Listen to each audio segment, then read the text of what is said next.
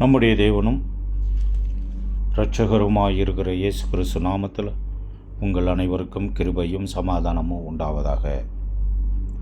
இன்று ஆகஸ்ட் 29 தினமும் ஒரு வாக்குத்தத்தம். இந்த ஊழியத்தின் சார்பாக இன்று கொடுத்துள்ள வசனம் யோவான் 1:1. ஆதியிலே வார்த்தை இருந்தது, அந்த வார்த்தை தேவனிடத்தில் இருந்தது, அது தேவனாயிருந்தது.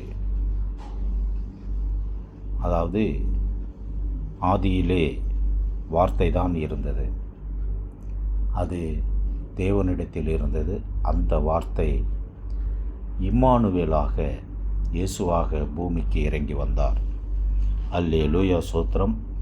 அவர் நம் மனிதனை ரட்சிக்க இம்மானுவேலாக அவர் இறங்கி வந்தார். அவர் நம்முடைய பாவங்களையும் சாபங்களையும் போக்க இயேசுவாக இறங்கி வந்தார். பிதா, குமாரன், பரிசுத்த ஆவியாக இன்று திருவுளம் பற்றுகிறார். அவருக்குள் ஜீவன் இருந்தது, அந்த ஜீவன் மனுஷருக்குள் ஒளியாயிருந்தது. அந்த ஒளி இருளை பிரகாசிக்கின்றது. எவ்வளவு வார்த்தை தாங்க.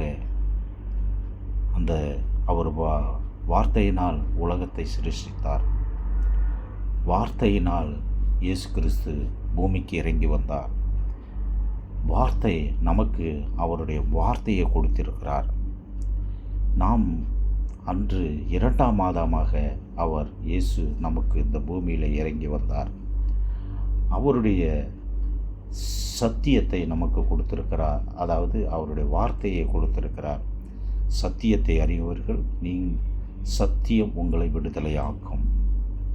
அப்படியாக அவர் இயேசு கிறிஸ்து பூமிக்கு வந்து அவர் நம்முடைய பாவங்களுக்காகவும் சாபங்களுக்காகவும் அவர் மரித்து, சிலுவையில் மரித்து, சிலுவையை சுமந்து அவர் மீண்டும் 3ஆம் நாள் உயிர் தெழுந்து இன்று பரிசுத்த ஆவியாக இங்கு நமக்கு இருக்கிறார். பரிசுத்த ஆவி உங்களிடத்தில் வரும்போது யூதேயாவிலும் சமாரியாவிலும் எருசலேமிலும் பூமியின் கடைசி பரியந்தம் வரைக்கும் நம்மளை சாட்சியாக நிறுத்துவார். இந்த பூமியில் இருக்கிற வரைக்கும் அவருடைய வார்த்தையை நாம் விசுவாசிக்கும்போது, அவர் மீது அன்பு செலுத்தும்போது ஆவியின் கனிகளை கொடுப்பார். நாம் இந்த பூமிக்கு உப்பாக இருக்கும்படியாக கிருபை அளிக்கிறார். அவர் சிலுவையிலே கொடுத்த ஆசீர்வாதத்தை நாம் வாயினால் அறிக்கையிட்டு, இயேசுவே என்னை இரட்சியும், என் பாவங்களை மன்னியும் என்று சொல்லும்போது அவர் தேவ கிருபையாக நம் பாவங்களை மன்னிக்கிறார். அல்லேலூயா. இது நாம் சொல்லுவது சுவிசேஷம்தான். குவைத்திலிருந்து என்னை ஆசீர்வதித்தார். குவைத்திலே நான் வேலை பார்த்தாலும் கர்த்தர் கிருபையாக இருக்கிறார். கர்த்தர் நம் தேவைகளை எல்லாம் சந்திக்கிறார். யாருக்கு சந்திக்கிறார்? யாருக்கு அவர் போஷிக்கிறார்?